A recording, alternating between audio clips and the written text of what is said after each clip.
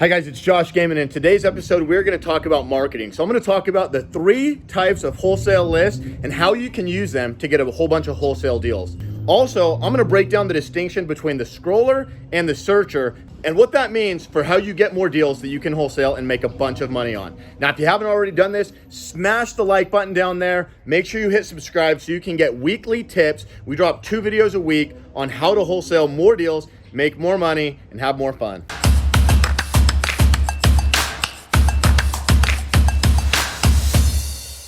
To differentiate the list, I break it into 3 list types.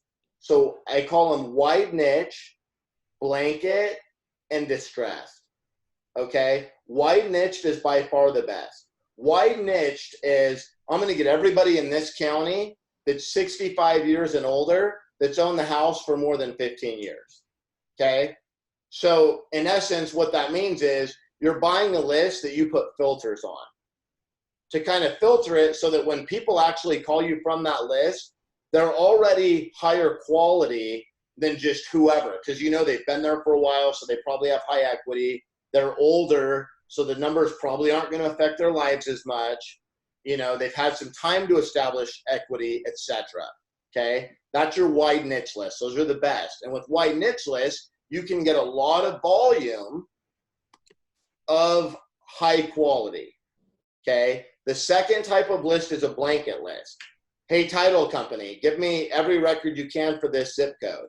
Okay. You can get a really big list, but some of those people bought last year. Some of those people bought 2 years ago FHA. One thing you're going to notice in this business, the quality of the quality of the lead goes up the more money they put down. Okay, FHA buyers suck. I don't care if they bought it a year ago or 20 years ago. Why? Who buys houses with FHA loans? Now, don't let me offend anybody here, but I'm talking in large. If you look at a lot of quality of data, okay, not that, you know, there's people that are really good at saving money that take advantage of a low money down loan, but typically with an FHA loan, it's low money down, a little bit higher interest rate, and you're also probably going to pay mortgage insurance, right? So it's not the cheapest loan. Yeah. Okay, it's the cheapest loan to get into. The people that usually get FHA loans typically don't save any money. Yeah, so, we call it the poor man's subprime, so we get it. Yeah, and we're not offended. And VA loans are the same way, right? Not always, but usually. So usually when you get a lead, one of the first things I look up, and I don't ask them, I just look it up in the tax records. It's right at the very bottom of the lead sheet, so that I don't ask them on the call, but I want to look it up before I make them an offer. When did they buy the house? How much did they pay for it? What kind of loan was it? And then have they refinanced? The people that put a lot of money down, right, they usually have the option to sell at a discount and value the convenience more. And $10,000 or $20,000 or $50,000 isn't going to change their life. The person that paid FHA, they have no money in savings. They think their house is worth whatever they saw on Zillow or whatever their neighbor sold their house for. And in their mind, that's their only net worth, and they're going to hold on tight to it. So I was talking about blanket list. So with wide niche, you can kind of alleviate that, right? Like, people that have owned their house for 15 years or longer, majority of them put money down or paid cash. Majority of people that buy a new house every 3 to 5 years, they buy a house FHA, they live there 3 years, they sell it, and they buy another house FHA. There's nothing wrong with blanket data because you can buy a lot more of it for cheaper and sometimes get it for free. Yeah. So volume is still going to triumph. Volume and consistency is going to triumph over best data. So the goal is to buy more and more good data as you can, but don't be like, you know, I've had students that are like, well, I'm going to wait to start my campaign till next month so I can buy better data. And I'm like, just get whatever data you can throw in there. At least you're going to get something to work, right? You will get leads, right? And if you get 50 leads that are FHA that bought last year, you can still probably convert one of them, right? Either as a subject to or as a lease option, or maybe they got lucky and the market went up or something. Right? But those are, so to recap, the difference is wide niche, you're putting filters on it to make the quality of the lead as good as possible before they ever call you. Yep. Blanket list is just volume. There's no filters on it. Okay. Distress data is typically going to be the smallest list. And for distress data, if you can, I recommend cold calling them, like manually cold calling them, or putting them to the Mojo triple dialer and calling them so you can call them faster, right? But going back to the third type of list, distress list, those are your divorce lists, which I don't really like, honestly. So let me just be super frank for a minute. I don't like distress lists. I'm not saying we never market to them, but I hate them.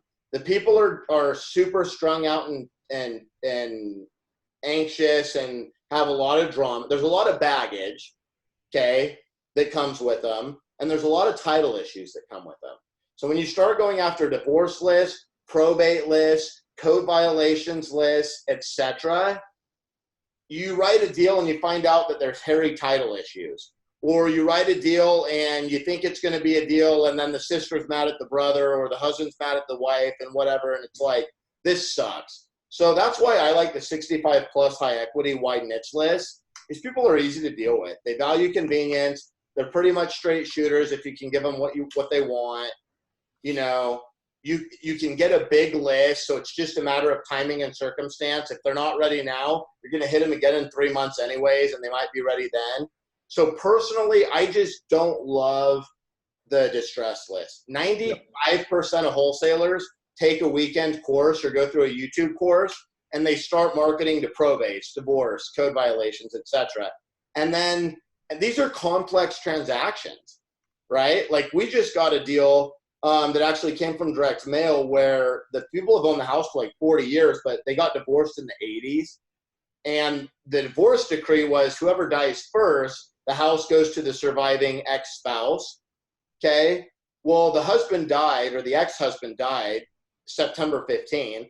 We got the lead 2 weeks ago, and the lady's like, yeah, I've got the divorce paperwork. Well, we give it to the title, and the title goes, well, we need a death certificate to prove that he's dead. And the ex-wife doesn't have a death certificate. And the vital records office won't give a death certificate to the ex-wife because she's the ex-wife. And we got through it today. Finally, we had to go down to the vital records office with her, and like it was a huge pain. But that's just a small example of like the crap you deal with, and that's just like probates are even worse, right? So, but all that to say, that's the third type of list is distress. My favorite distress. Let me make a statement. Let me make a statement just real quick for Jenny and Bobby's sake. Still being kind of new to this. So guys, that's the world that I cut my teeth in and got really, really good at. So we'll be able to do those, but I like what he's saying because the offset of that is all that drama and all those title issues and all the logistics slows down your scalability.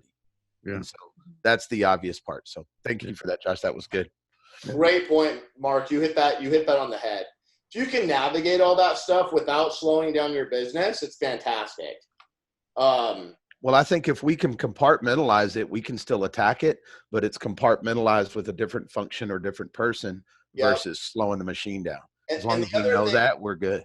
Yeah, and the other thing is, depending on the size of those lists, spend a little bit more money and mail those people and spend a little bit more time and call those people. Well, even if it's just on the triple dialer. Because if they're already going through a divorce, probate, code violation, foreclosure, whatever, I always say they're almost like a lead before you even talk to them. You just got to get them on the phone. You know that they have some interest in selling or that they should. Sure. So, you know, they can be. And that's why most, you know, gurus out there will say, go after these people. The problem is most newbies have no idea how to navigate probate, you know, and all this other stuff, title issues. Or talk to them. Yeah. You know, so, but my